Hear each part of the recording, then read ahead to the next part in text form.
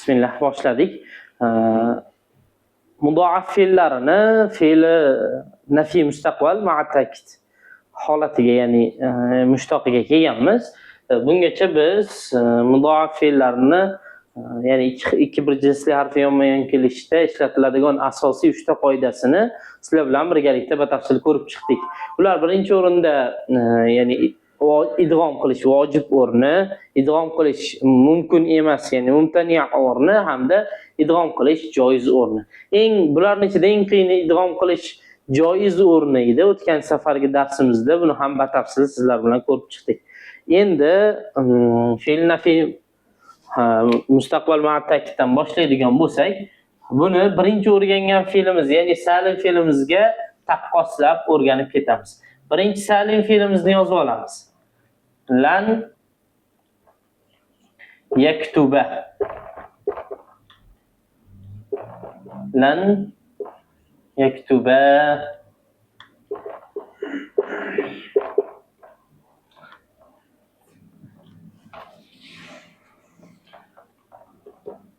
Lan yaktubu.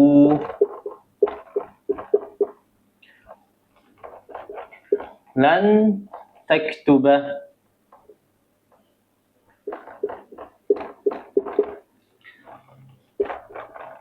Lan taktuba. Lan yaktubna. Ana shunday. Xo'p. Bu birinchi bobni salim fe'li. Endi buni mudoafga moslab, taqqoslab ko'rib chiqamiz. Mudoafdan hozir biz ko'rayotgan 5 ta fe'l, rodda, madda, shakka va yana 2 ta fe'l ko'rib ketyapmiz. Hozir o'shalardan birini bularga o'rniga qo'yib chiqamiz. Xo'p.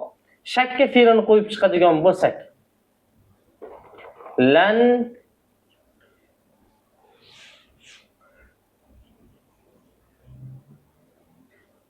hop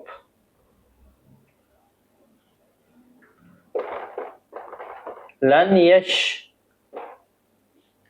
kuka ikkiligi lan yash kuka hop ko'pligi lan yash kuku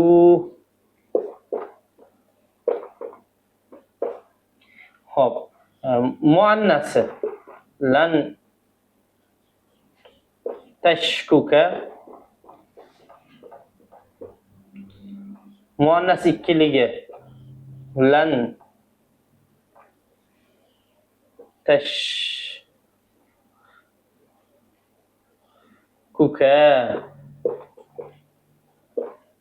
lan yashkukna.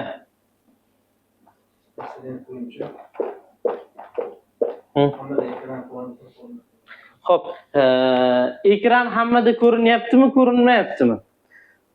Hozir ba'zi bir e'tirozlar bor shekilli ekran to'g'risida, ya'ni doska. Doska yaxshi ko'rinayotgan bo'lsa, yana davom etamiz.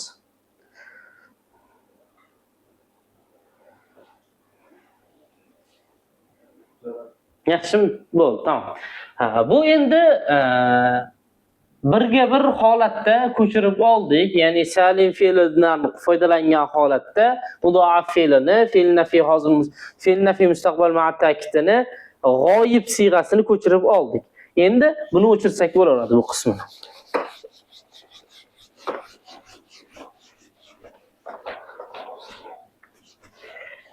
Endi bunda e'tibor beramiz. Ikki bir jinsli harf yonma-yon kelyapti. Endi idg'om qoidasidan bittasini ishlatishimiz shart. Idg'om qoidasidan. E'tibor beramiz. Ikki bir jinsli harfning ikkinchisi harakatli, sukunli.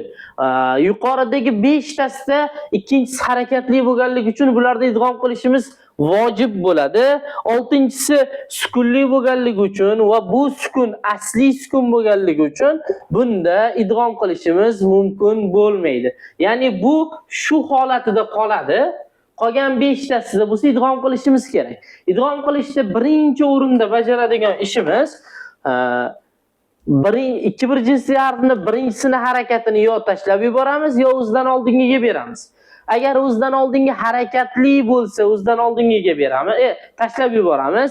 Agar harakat talab bo'lsa, ya'ni sukunli bo'lsa, o'zidan oldingiga beramiz. Hozir bularning barchasida ikki bir jinsiy harfni birinchisidan oldingisi sukunli bo'lganligi uchun harakatini o'zidan oldingiga berib chiqamiz. Xo'p, lanni ko'chirib o'tirmayman.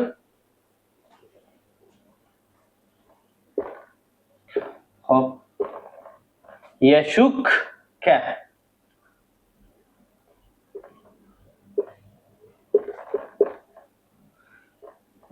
Yashukka.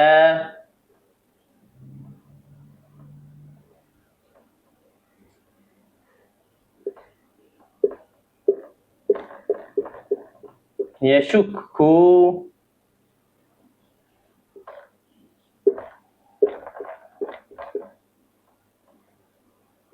Tashukka.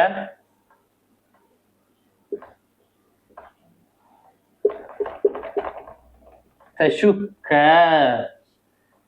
Oxirgisi aytganimizdek o'z holatda qoladi. Bu 5 tasi mana. Endi ikkinchi qiladigan ishimiz bularni bir-biriga idg'om qilib, kirishtirib qo'yishimiz bo'ladi.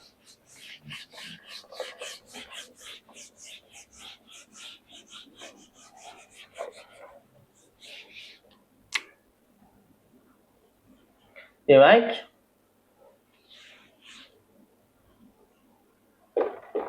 yashukka.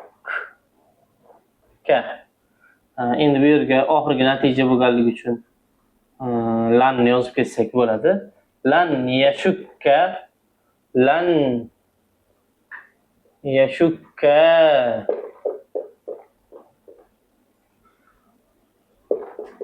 Lan yashukku.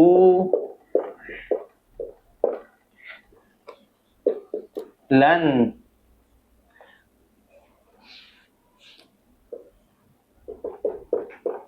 tashukka.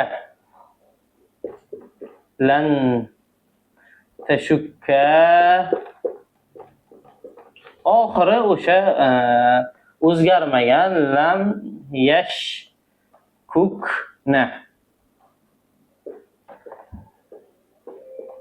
Ana shunday. Mana mudoafimizni ham fe'l nafiy mustaqbal ma'a ta'kidda tushlashni o'rganib oldik. Asosiy g'oyib siyg'asini. Birgalikda tushadigan bo'lsak, lan yashukka, lan yashukka, lan yashukku, lan tashukka, lan tashukka, lan yashkukna. Ma'nosi u bir erkak hargiz shubhalanmaydi. U ikki erkak hargiz shubhalanmaydi. Ular erkaklar zinhor hargiz shubhalanmaydilar. U bir ayol hargiz shubhalanmaydi. U ikki ayol hargiz shubhalanmaydi. Ular ayollar hargiz zinhor shubhalanmaydilar. Shu tartibda bo'ladi. Muxotobiga o'tadigan bo'lsak ham, muxotobida ham ayni shu idg'om qoidalar, ya'ni 3 ta mashhur vojib, mumtani, joiz o'rinlaridan 3 tasi qaysi biri to'g'ri kelsa, o'shanisini ishlatib davom etib ketishimiz kerak bo'ladi. Birgalikda birinchi asl holatini tushunib olamiz. Lan tashkuk, lan tashkuk, lan tashkuka, lan tashkuka, lan tashkuku, lan tashkuki, lan tashkuka, lan tashkukna, lan ashkuka, lan nashkuka. Bu birinchi bob, ya'ni salim fe'limizga taqqoslab olgan holatimizdagi muxotob hamda mutakallim. Endi bunda idg'om qoidalarini hozir mana bunda ishlatgan uslubimizda birgalashib ishlatib chiqamiz. Birinchisi lan tashukka. Ya'ni lan tashkuka edi. Uni ikki bir jinsiy harfning ikkinchisi harakatli bo'lganligi uchun idg'om qilishimiz vojib bo'lib qoladi. Shunga uni idg'om qilib chiqamiz. Natija lan tashukka bo'ladi. ikkiligi lan tashukka, ko'pligi lan tashukku, muhotab muannasi lan tashukki, muhotab muannasi ikkiligi lan tashukka bo'ladi. Bu 5 tasida ham yana qoida bir xil ishlaydi. Endi muannas jamga keladigan bo'lsak, bunda ham sukuni asli sukun bo'lganligi uchun, ya'ni ikki bir jinsli harfning ikkinchisidagi sukun asli sukun bo'lganligi uchun biz unga tega olmaymiz. Shunga lan tashkuknaligicha qoladi. Ya'ni ular sizlar ayollar hargiz shubha qilmaysizlar mazmunida lan tashkuknaligicha qoladi. Davom etadigan bo'lsak, lan ashukka, lan nashukka. Xuddiki o'tgan darsimizda ko'rgan jaq, fe'l, nafi, mozi ma'at ta'kidlarga qisman tuslanishi o'xshab ketadi, lekin farqi unda joiz o'rni bo'lganligi uchun benomlarni har bittasini 4 xil o'qishimiz mumkin edi. Misol uchun rodda fe'lini ko'radigan bo'lsak, lam yardud, lam yarudda, lam yaruddi, lam yaruddu. Lam tardud, lam tarudda, lam taruddi, lam taruddu. Yoki mutakallimni ko'radigan bo'lsak, lam arudud, lam arudda, lam aruddi, lam aruddu bo'lardi. Har bittasini o'ziga yarasha qoidalarini o'tgan darsimizda ham ko'rdik. Bugun ertalab vazifa guruhida tahlil darsimizda ham birgalashib bularni ko'rib chiqdik, birgalashib muhokama qilib chiqdik. Endi bunda bor bo'lgan oxiri fathali holati bunda ham borga o'xshaydi. Ya'ni lamda bori, landa ham borga o'xshaydi. Farqi lamdagi yana 3 xil o'qisa bo'ladi benomlarni. Ya'ni aynan lam tarudda emas, lam taruddi, lam taruddu, lam tardud o'qisa ham bo'ladi. Lekin lan kelganida faqat fathali o'qiymiz va qo'shimchasiga bu joiz o'rnida, ya'ni lam joiz o'rnida bo'lib turib, fathi yengil harakat bo'lganligi uchun keladi. Landa bo'lsa bu nasbni alomati bo'lib keladi. Ya'ni bu sukunlik emas, asli harakatli holatda bo'lganda o'sha harakat o'zi qolganligini bildiradi. Ya'ni lan yarudda bundagi fatha nasbligini bildirsa, lam yarudda bundagi fatha shunchaki sukunni o'qish uchun kelayotgan fatha bo'ladi xolos.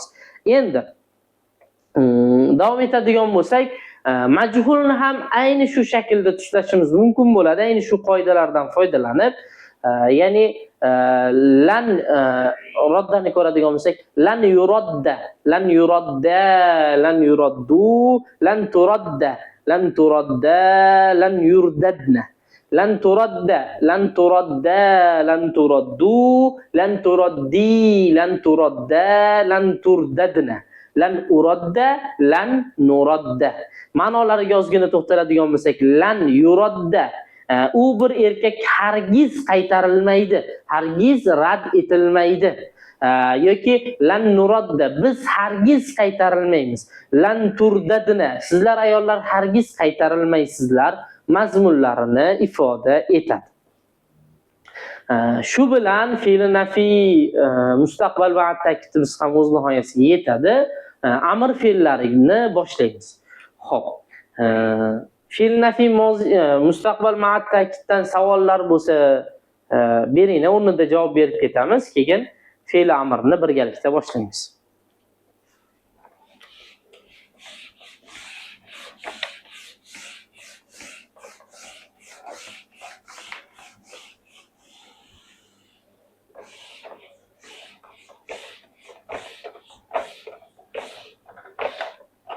Nafiylar tugadimi deyishdi. Nafiy fe'llar tugadi shu bilan. Endi fe'l amr, nahi hamda oxiridagi ismlar qolyapti. Xo'p. Fe'l amrni birinchi o'rinda e'tibor beradigan jihatimiz, biz fe'l amr nima deyganmiz? Ya'ni salim fe'llarni ko'rayotganimizda sizlar bilan uktub, ya'ni fe'l amr hozir, fe'l amr g'oyib emas, fe'l amr hozir. Uktub, unsur yoki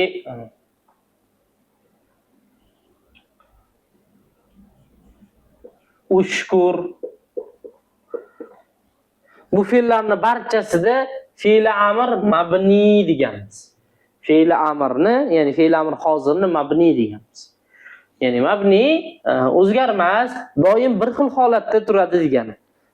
Buni yaxshi bilasiz. Endi demak, fe'l amrlar mabni bo'lsa, biz ayni shu holatga mudoaflarni solayotganimizda oxirida keladigan mana bu sukun asli sukun bo'ladimi? Far'iy sukun bo'ladi. Mabni dedik, hech qachon o'zgarmaydi dedik. Demak, asli sukun bo'ladi degan fikrga kelishimiz mumkin bo'ladi. Aslida esa far'iy sukun bo'ladi. Hozir uni sizlar bilan batafsil ko'rib chiqamiz. Misol uchun, uktubni o'zini qoldiradigan bo'lsak, uktubga taqqoslab amrni olib chiqamiz. Xo'p, uktub urdud. Buni nimaga mabni derdik? Mabni, ya'ni uktubni oxirini sukunlik qildikda mabni deb nimaga mabni derdik?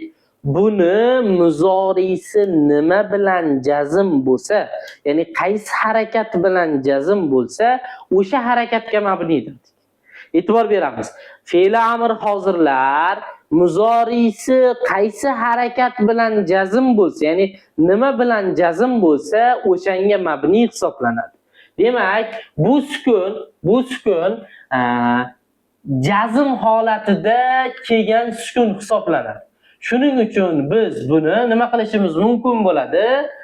Far'iy deb hisoblab, xohlasak urdud holatida qoldirib, xohlasak buni idg'om qilishimiz mumkin bo'ladi. Urdud holatida qolishligi hech qanday muammosi yo'q. Urdud. Endi buni qolgan, ya'ni idg'om qilinadigan holatlarni sizlar bilan birgalikda ko'rib chiqamiz. Birinchisi bu urdud bo'lsa, ikkinchisi mana urdud deb yozib olamizda. Birinchi qilinadigan ish, bu ikkitasini bir-biriga idg'om qilishimiz uchun birinchisini harakatini tashlab yuborishimiz kerak. Birinchisini harakatini tashlab yubormoqchi edik, o'zidan oldingi harakat talab ekan. O'zidan oldingisiga nima qilamiz? Beramiz. Urud bo'ldi. Urud bo'ldi, ikkitada bo'ldi. Endi vasi hamzani qoidasida biz aytgandikki, vasi hamza qachonki agar o'zidan oldingisi sukunli bo'lib, uni o'qish kerak bo'lsa keladi. Vasi hamzadan keyingisi hech qachon harakatli bo'la olmaydi degan. Shuning uchun birinchi qiladigan ishimiz vasi hamzani bu yerda tashlab yuborish bo'ladi. Rudd bo'ladi. Rudd. Endi keyingi qiladigan ishimiz bu ikkitasini birlashtirish. Rudd bo'ldi. Bunday talaffuz qilish noqulay. Shuning uchun bunga qandaydir harakat berishimiz kerak bo'ladi. Birinchi o'rinda bizga mana shu joy o'zida 3 ga bo'lib olsak bo'ladi. Qoida keladi. Qaysi qoida? As-sakinu iza hurrika bil kasrati. Agar sukunni harakatlantirishimiz kerak bo'lsa, uni kasra bilan harakatlantiramiz. Demak, buni kasra bilan harakatlantirsak, ruddi bo'ladi. Kasra kelganini eshitib, fathani ham kelgisi kelib qoladi. Eng yengil harakat manman. Nimaga kasra kelish kerak deydi? Harakatlarni ichida eng yengili fatha bo'lganligi uchun biz sukunni harakatlantirishda fathadan ham bemalol foydalana olamiz. Demak, ikkinchi holatida fatha beramiz. Rudda. Endi ayn barobarni harakati zammali edi. Ya'ni majoziy qilib olib qaraydigan bo'lsak, u yerni haqiqiy egasi zammaydi. Shuning uchun, ya'ni ayn barobarni harakati zammali bo'lganligi uchun biz bunga, ya'ni sukunga zamma berishimiz mumkin bo'ladi. Qachonki ayn barobari zammali bo'lsa, bu yerda r ni ko'rsatyapman. Aslida bu r dagi zamma bilasizlar, urdud, ya'ni ayn barobaridagi zamma edi. Ayn barobari agar qachonki zammali bo'ladigan bo'lsa, sukunni harakatlantirishda zammadan foydalanishimiz mumkin bo'ladi. Shunda fe'l amrimizni birinchi holati, ya'ni sen bir erkak ga nisbatan buyruq berish holatida 4 xil uslubda foydalansak bo'ladi. Birinchisi urdud, qaytar. Ruddi, qaytar. Rudda, qaytar. Ruddu, qaytar. Uchalasini ham ma'nosi bir xil bo'ladi. Qaytar degan mazmunni ifoda etadi. Endi ikkiligiga keladigan bo'lsak,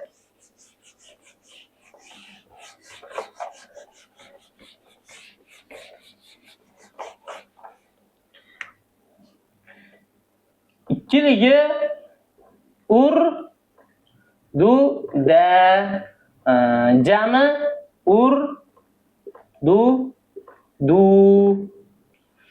muannasi ur du di muannas ikkiligi ur du da muannas jami ur dud na o'skan pastda ham ko'rinadi. Urdudna ana shunday. Endi e'tibor beramiz, bu asl holatlari.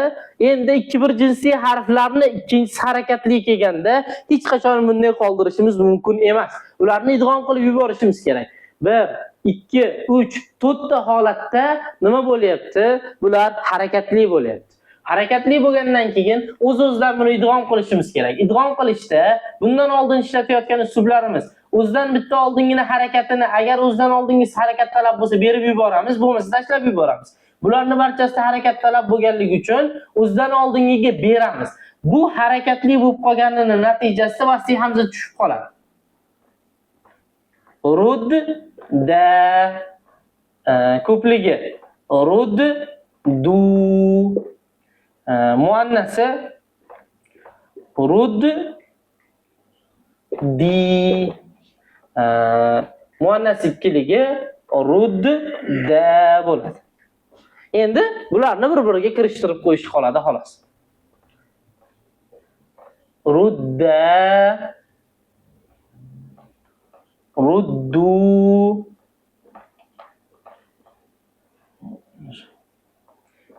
ruddi rudda urdudni o'z holatida qoladi. Nima uchun urdudni o'z holatida qoladi? Ikki bir jinsiy harfni ikkinchisidagi sukun asli sukun bo'lganligi uchun. Asli sukun ya'ni tashqi omillar natijasida hosil bo'lmagan sukun bo'lganligi uchun bu o'z holatida qoladi. Shunda amr hozirimiz birinchisi holatini 4 xil o'qishimiz mumkin bo'ladi. Urdud, rudda, ruddi, ruddu, keyin davom etamiz. Rudda, ruddu, ruddi, rudda, urdudna. Bularni, ya'ni bu 5 tani boshqacha o'qishning imkoni yo'q. Faqat birinchisini, ya'ni muxotob, muzakkar, mufratnigina 4 xil o'qishimiz mumkin. Bu 5 tasini ya'ni bu yerda hozir o'rganganimizdan boshqacharoq qilib o'qishni umuman imkoni yo'q. Endi ma'nolariga keladigan bo'lsak, ma'nolari birinchisiniki qaytar sen bir erkak edi. Endi rudda qaytar sen ikki erkak, ruddu qaytaringlar sizlar erkaklar, ruddi qaytar sen bir ayol, rudda qaytar sen ikki ayol, urdudni qaytaringlar sizlar ayollar bo'ladi. Endi amr g'oyibiga keladigan bo'lsak, amr g'oyibi ham juda sodda va oson uslubda o'rgansak bo'ladi. Qanday qilib biz jahni tushlayotganimizda, birinchi g'oyibni ko'rdik. O'sha g'oyibni olamizda, jahdda qanday tushlagan bo'lsak, o'sha holatda olamizda boshiga lamni o'rniga li amr harfini olib kelamiz. Ya'ni lam yarudda qilganmidik yoki lam yardud, lam yarudda, lam yaruddi, lam yaruddu qilib birligini, ikkiligini keyin lam yarudda, ko'pligini lam yaruddu qilib olganmidik. Xuddi shunday qilib boshidagi lamni o'rniga li olib kelib qo'ysak bo'ldi. Li yarudda yoki li yaruddu yoki li yaruddi yoki li yardud bu joiz o'rni bo'lganligi uchun 4 xil o'qiyapmiz. Ikkiligiga tushganimizda yana bir xildan o'qib ketamiz. Li yarudda, li yaruddu, li tarudda, li taruddi, li taruddu, li tardud bu 4 tasi yana joiz o'rni bo'lganligi uchun ikkiligiga tushganimizda yana bir xil ketamiz. Li tarudda, li yardudna. va mutakallimga tushamiz. O'rtadagi muxotob qismini amr hozirda o'rganganimiz uchun tashlab ketamiz. Li'arudda, li'aruddi, li'aruddu, li'ardud. Bu joiz bo'lganligi uchun 4 xil o'qiyapmiz.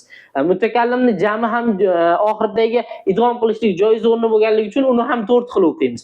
Linarudda, linaruddi, linaruddu, linardud.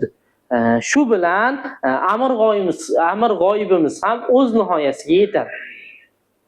Endi uni majhul siyg'asiga o'tadigan bo'lsak, majhul siyg'asida amr hozir ham majhulga o'tganida xuddi amr g'oyibdek tuslanadi. Faqat yozuvda birinchi muxotob keladi, keyin g'oyib, keyin mutakallim keladi. O'sha hozirgi foydalangan uslubimizdan foydalanib majhul qilib chiqadigan bo'lsak, lituradda, lituradda, lituraddu, lituraddi, lituradda, liturdadna, liyuradda, liyuradda, liyuraddu, lituradda, lituradda, liyurdadna, liyuradda, linuradda shaklida bo'ladi. Hozir oxirgi tuslaganimda joiz o'rinlardan ham bittadan olib ketdim xolos. Qolganlarini ishlatib o'tirmadim. Qaysi birini tanlab ishlatishlik u sizni ixtiyoringizda bo'ladi, joiz o'rinlarda. Ma'no beradigan bo'lsak, birinchi g'oyibni ma'lumidan ozgina ma'no beradigan bo'lsak, ma'nolari misol uchun liyarudda qaytarsin u bir erkak, liyashukka shubha qilsin u bir erkak, liyamudda cho'zsin u bir erkak. Yoki majhullardan ma'no beradigan bo'lsak, lituradda qaytaril sen bir erkak, yoki liyushakka shubha qilinsin u bir erkak, linushakka shubha qilinaylik biz. Shu shaklda ma'no berishimiz mumkin bo'ladi. Endi shu bilan amr fe'llarimiz ham o'z nihoyasiga yetyapti. Amr fe'llariga oid savollarimiz bo'lsa beramiz. Agar savollarimiz bo'lmasa, fe'l nahiyga o'tib ketamiz. Biroz tez ketayotganimizning sababi biz bularni birinchi bobda sizlar bilan batafsil maydalab ko'rib chiqqanmiz va idg'omning asosiy qoidalarini ham sizlar bilan batafsil maydalab ko'rib bo'ldik. Agar kimdir qaysidir darsni tashlab ketgan bo'lsa yoki orqaroqda qolayotgan bo'lsa, hozirgi o'tayotgan darslarimizni biroz tushunishda qiynalishi mumkin. Ularga maslahatimiz o'sha qayerga yetib kelishgan bo'lsa, o'sha yerdan puxta qilib, ko'rib davom ettirib yetkazib olishni, shunda mana jonli darslarimiz tushunarli bo'ladi. Endi qo'shilganlarga bo'lsa, iloji boricha 0 dan ko'rib chiqishni maslahat beramiz. Shu tezlikka yetib kelgunimizgacha biz ancha maydalab, sekin, ya'ni hatto kerak bo'lsa o'tgan zamonni o'zini 2 darsda ko'rishimizga to'g'ri keldi. Nafiy fe'llarni 2-3 darsda ko'rdik. Hozir bo'lsa bitta darsning o'zida 3 xil, 4 xil, ya'ni oldin o'tgan 5 ta 6 ta darsimizni bitta qilib jamlab keta olyapmiz. Sababi hozir aytib o'tganimizdek avval maydalab ko'rib chiqib olganimiz. Savollar bor ekanmi? Xo'p, davom etamiz. Endi qaytariq fe'liga keladigan bo'lsak, fe'li nahiy. Fe'li nahiyni ham asli yozishimizga hojat yo'q. Hozirgi jahdni ko'rganmiz, jahdni sizlar bilan maydalab ko'rib chiqqanmiz.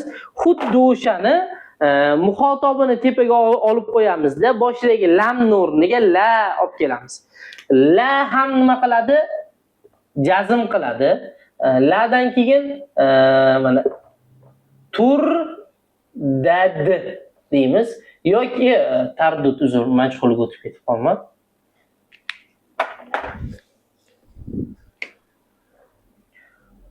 Tardud. Bu joiz o'rni bo'lgani uchun la tardud yoki la tarudda yoki la taruddi yoki da la taruddu deb o'qishimiz mumkin bo'ladi. Bu birinchi holat. Ya'ni muxotob muzakkar mufradi. Ikkinchisiga tushadigan bo'lsak, ikkinchisi la tarudda, la taruddu Mana shu tartibda jahdni o'rganganimizdagi ayni tartibda ketaveradi. Faqat mana bu boshiga la keladi va birinchi muxotobdan boshlaymiz. Nima uchun amr va qaytariq fe'llarini muxotobdan boshlaymiz? Chunki biz kimgadir buyruq berayotganimiz yoki kimnidir qaytarayotganimizda birinchi bo'lib kimdan boshlaymiz? O'zimizni atrofimizda bizni gapimizni eshitadiganlardan boshlaymiz. Keyin tashqariga boshqalarga o'tamiz. Shuning uchun tartibda ham birinchi shulardan boshlanadi. Majhulini ham ayni shu shaklda ko'rib chiqsak bo'ladi. Hozir ma'lumiga ma'no beradigan bo'lsak, ya'ni qaytarmasin, qaytarma sen bir erkak, g'oyibiga o'tadigan bo'lsak qaytarmasin yoki shakka fe'lini ko'radigan bo'lsak shubha qilmasin, shu tartibda bo'ladi. Endi majhuli ham ayni shu shaklda. Majhuliga ma'no beradigan bo'lsak, la tushakka, shubha qilinma sen bir erkak yoki la yushakka, shubha qilinmasin u bir erkak. Shu tartibda ma'no berishimiz mumkin bo'ladi. Shu bilan bugungi darsimiz o'z nihoyasiga yetdi. Keyingi darsimizda inshaalloh mudoaf fe'llarini yakuniga yetkazamiz va keyingi aqsomga o'tamiz. Savollaringiz bo'lsa berishingiz mumkin. Agar savollar bo'lmasa to'xtatamiz shu joyda. Yaxshi. Assalomu alaykum va rahmatullohi va barakatuh.